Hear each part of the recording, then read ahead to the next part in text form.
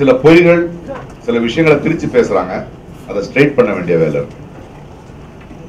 அதாவது இன்னைக்கு பெப்சி வந்து ப்ரொடியூசர்ஸ் அசோசியேஷன், தயாரிப்பாளர்கள் பெப்சி தொழிலாளர்களோட வேலை பார்க்க மாட்டோம் அப்படின்னு சொல்லிருக்கேன்னு சொல்றாங்க. நாங்க அதை சொல்லவே இல்லை.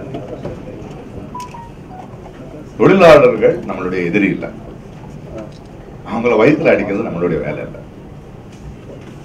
அங்க சொல்ல வர்றது பெப்சி தொழிலாளர்கள் கூடவும் நாங்க வேலை செய்யறோம். கூடவும் நீ சொல்றேன்னா யாரோட எத்தனை பேரோட வேலை பார்க்கணுங்கிறது தயாரிப்பாளரோட உரிமை. இன்னைக்கு அவருடைய அறிக்கையில வந்து இன்னொரு ஸ்டேட்மெண்ட் இருக்கு. அதாவது இன்னைக்கு நாளையில இருந்து ஸ்ட்ரைக்ங்கிறது வந்து தமிழ் சினிமாக்களுக்கு மட்டும்தான் அவங்க வேலை பார்க்க மாட்டாங்களா? டாக்குமெண்ட்ரிஸ்க்கு வேலை பார்க்கலாமா? டெலிவிஷன் சீரியல்ஸ்க்கு வேலை பார்க்கலாமா? அட்வர்டைஸ்மெண்ட்டுக்கு வேலை பார்க்கலாமா? வேற மொழி படங்கள்ல வேலை பார்க்கலாமா? அப்ப தமிழ் சினிமா என்ன செஞ்சது? அதாவது நம்ம அவங்க ஒரு உரிமையை எடுத்திருக்காங்க. நாங்க எல்லாரோடையும் வேலை பார்ப்போம், ஆனா நீங்க மட்டும் 1 to 1 நம்மளோட மட்டும் தான் வேலை பார்க்கிறோம். நாங்க கேட்டுக்கிட்டு நீங்க ஒரு உரிமையை எப்படி எடுத்திருக்கீங்களோ மற்றவங்களோட வேலை பார்க்கறதுக்கு எங்களுக்கும் அந்த உரிமையை கொடுங்க. காலகாலமா இதா இருக்கு. தொழிலாளர்களோட வயிற்று அடிக்கிறதுக்கு நாங்க வந்து சம்பளத்துல 1 பைசாவும் குறைக்கல. சம்பளம் அப்படிதான் இருக்கு. யாருக்கும் குறையான சம்பளத்துக்கு வந்து வேலை பாருங்க சொல்லல. சில ஜெனரல் கண்டிஷன்ஸ் இருக்கு, அது எங்களுக்கு ஒத்து வரல. அதாவது ஒரு கால் ஷீட்டுக்கு அப்புறம் அதுக்கப்புறம் வந்து ஒரு 45 நிமிஷம் 1 மணி நேரம் பேசினாலும் அது ஃபுல் பேட்டா கேட்கறாங்க. அது கொடுக்க முடியாது. இல்ல இங்க இருந்து ஒரு இடத்துக்கு டிராவல் பண்ணும் போது தூங்கிட்டு போகிறதுக்கு டபுள் பேட்டா கேட்கறாங்க. அது கொடுக்க முடியாது. இல்ல இது பலகாலமா கொடுத்திருக்கிற பழக்கம், அதை உடனே மாத்த முடியுமான்னு அவங்க சொல்ற வார்த்தையிலேயே அவங்க தப்பா எடுத்துக்கிட்டு இருக்காங்க. தெரியுது இல்லையா? இன்னைக்கு சொல்றாங்க 40 வருஷமா இருக்கிற ஒரு விஷயத்தை நாங்க 4 மாசத்துல கிளியர் பண்ண முடியாதுங்க. தப்புன்னா அது என்னைக்காவது ஒரு நாள் உணர்ந்த உடனே கிளியர் பண்ண வேண்டியது கடமை தானே. ஆனா தயாரிப்பாளர்கள் இப்ப ரொம்ப ரொம்ப மோசமான நிலைமையில இருக்கும். இன்னைக்கு வந்து நம்ம எல்லாருக்கிட்டையும் ஒரு டிக்கெட் விலையில இருந்தும் ஒரு ஜிஎஸ்டில இருந்தும் எல்லாத்தையும் ஒரு முறைப்படுத்துற ஒரு விதானத்துல தான் செயல்பட்டு இருக்கோம். அதே மாதிரிதான் ஒரு பெப்சிக்கும் ஒரு தயாரிப்பாளருக்கும் இருக்கிற இந்த ஒர்க் பண்ற ஒரு உறவு இருக்கு இல்லையா, அதை வந்து முறைப்படுத்ததான் கேட்கிறோம் நாங்க. அண்ட் ஒண்ணு தெரிஞ்சுக்கணும், அதாவது யாருக்கோ சம்பளம் கொடுக்கறதுக்காக நம்ம படம் எடுக்க முடியாது. ஒரு படைப்பை படைக்கும் போது அதுக்கான வேலைக்கான சம்பளம் மட்டும்தான் கொடுக்கணும்.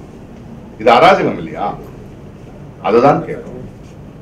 இன்னைக்கு வந்து சுத்தி காட்டுறாங்க, இப்ப பெரிய பெரிய நடிகர்களுக்கு எல்லாம் சம்பளம் குறைச்சி பேசுங்க. நாங்க வந்து ஒரு தமிழ் சினிமாவில் ஒரு வருஷத்துக்கு ஒரு 10-15 படம் தான் பெரிய நடிகர்களோட சம்பளம். அவங்க கேட்கறது அவங்களோட மார்க்கெட். அது 90% சிறுத்தை படங்கள். அதுக்கும் அதே மாதிரி இதுக்கும் இது மாதிரி எப்படி கொடுக்க முடியும்? அதாவது ஒரு சின்ன தயாரிப்பாளருக்கு வந்து எனக்கு வந்து ஒரு 10 பேர் போதும் வேலை பார்க்கறதுக்கு, அதெல்லாம் முடியாதுங்க. நாங்க வந்து இங்க மெம்பரா இருக்காங்க, 3 லட்சம் 2 லட்சம் கொடுத்துருக்காங்க, அவங்க பெப்சில இருக்காங்க, அதனால நீங்க வந்து இத்தனை பேரை வச்சுதான் வேலை பார்க்கணுங்கிற நீங்க யார் எங்களுக்கு சொல்றதுன்னு தான் கேட்கிறோம்.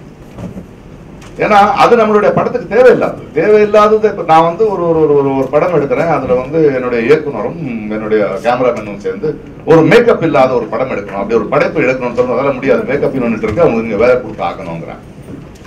இது தப்பா நடந்து வந்துகிட்டு இருக்கு. அதை முறைப்படுத்துங்கன்னு தான் கேட்டுட்டு இருக்கோம். இதுல வந்து நாங்க பெப்சி தொழிலாளர்களோட வேலை பார்க்க மாட்டோம் சொல்லல. நான் உங்களோடையும் வேலை பார்க்கிறோம். பட் யாரோட வேலை பார்க்கணும், எத்தனை பேரோட வேலை பார்க்கணும், எங்களுடைய உரிமை இருக்குல்ல, அது வேணும்னு தான் கேட்கணும். இவ்வளவு பேசுவாச்சு வந்து சம்பளத்தை பேசல, எல்லாம் பேசி முடிச்சாச்சு. 27ஆம் தேதி அவங்க திருப்பி கொடுக்க வேண்டியது. அதாவது இதுவே 40 ஆண்டு காலமா பழக்கமாயி போச்சு. அதாவது உடனே வந்து கடந்த 8 வருஷமா நாங்க வந்து பண்ணவே இல்லை அப்படின்னு சொல்லி ஒரு எலெக்ஷன்ல ஜெயிச்சிருக்கோங்கிற ஒரு காரணத்துக்காக அவங்களுக்கும் நம்மளுக்கு நடுவே அப்படி இல்லை. ஒவ்வொரு முறையும் அது பேச்சுவார்த்தை வரும்போது அது 2வது 2-3 விஷயத்துல வந்து நீங்க வந்து அது இல்ல சரியில்லைன்னு சொல்றதும், அதுக்காக பேச்சுவார்த்தை நின்று போயிடுறதும், அதுக்காக நீங்க எழுதி கொடுக்கறதும், அதுக்கான ஷூட்டிங் நடக்க வேண்டிய ஒரு சூழ்நிலைக்கு தயாரிப்பாளர் வர்றதும், ஷூட்டிங் நடந்துட்டு இருக்கும் போது நான் நிறுத்துருவோம் நீங்க கொடுக்கலன்னு சண்டை போடுறோம். இதுதான் நடந்துகிட்டு இருக்கு. இது சரியான முறை இல்லை. அதாவது ஒரு காம்படிட்டிவ் எலிமெண்ட் இருக்கு. அதாவது ஒரு தயாரிப்பாளருக்கு, ஒரு படைப்பாளிக்கு, ஒரு டைரக்டருக்கு தனக்கு எத்தனை பேர் வேணும் இந்த படத்துக்கு 1 கோடியில படம் எடுக்கிறவங்க 1 கோடிக்கு தேவையானது மட்டும் தான் எடுக்க முடியும். அதுக்குன்னு நான் வந்து ஒரு பெப்போடு வருதுன்னா அதுல 9 பேரும் தூக்கிட்டு போனோம், நம்மளுக்கு வேலை கொடுக்கணும். அதாவது அது இல்லையே. யாருக்கு வேலை கொடுக்கணும், அந்த படத்துக்கு எவ்வளவு வேலை கொடுக்கணும், அதுக்கான சம்பளம் என்ன, அதுதான் கொடுக்க முடியுமே தவிர எங்ககிட்ட புடுங்கிட்டே இருக்க முடியாது. இன்னைக்கு சினிமா நிலைமை சரியில்லை. ஸோ இதுதான் எங்களுடைய விஷயம். ஏதாவது அவங்களோட வேலை பார்க்க மாட்டோம் அப்படின்னு நாங்க சொல்லலை. அவங்களோட அவங்களோடவும் வேலை பார்க்க தயாரா இருக்கும். எப்படி அவங்களுக்கு வந்து பல இடங்கள்ல பல துறைகள்ல வேலை பார்க்கறதுக்கு அவங்களுக்கு ஒரு உரிமை இருக்கும், அதை நாங்க தடுக்கல. ஆனா நம்மளுக்கும் நம்மளுடைய உரிமை நமக்கு வேணும். இதுதான் விஷயம். இது வந்து காரமான பேச்சுவார்த்தை இல்ல. தயாரிப்பாளர்கள் அவங்களுடைய உரிமையை மட்டும்தான் கேட்கிறாங்க, வேற எதுவுமே இல்லை. நியாயம் நம்ம பக்கம் இருக்கு. நன்றி சார். ஒரே விஷயம், நீங்களும் உங்க கொள்கைக்கு முடிவா இருக்கீங்க, அவங்களும் அவங்க கொள்கை முடிவா இருக்காங்க. நாளைக்கு ஸ்ட்ரைக்குன்னு வந்தா தயாரிப்பாளருக்கும் பாதிப்பு, தொழிலாளருக்கும் வாழ்வாதாரம். நமக்கு பாதிப்பு இல்லை சார். தொழில் பண்ண முடியாது சார்.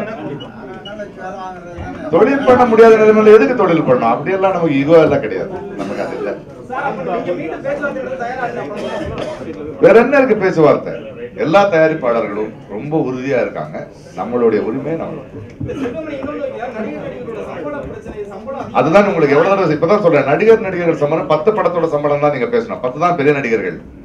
சின்ன படங்கள் என்ன பண்ணுது? சின்ன படங்களுக்கு என்ன சொல்றாங்க, 40 முதல் 50% நான் வந்து பேமெண்ட் வந்து கம்மி பண்ணிருக்கேன்னு சொல்றாங்க. அதெல்லாம் இல்ல. இந்த பேச்செல்லாம் இல்ல. எதுக்கு அந்த மாதிரி பிச்சை எல்லாம் நமக்கு வேண்டாம். நம்மளுடைய உரிமை நம்மளுக்கு வேணும்.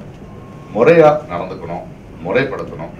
நாங்க யாரோடையும் வேலை செய்ய மாட்டேன்னு சொல்ல மாட்டோம். உங்களோடவும் வேலை செய்யணும். எப்படி உங்களுக்கு உரிமை இருக்கோ 10 பேரோட செய்யறதுக்கு, எங்களுக்கும் அந்த உரிமையை கொடுங்க. ஒரு படைப்புக்கு, ஒரு சினிமா நடக்கிறதுக்கு என்ன வேணுமோ அதுக்கு நம்ம காசு கொடுக்க தயாரா. நன்றி.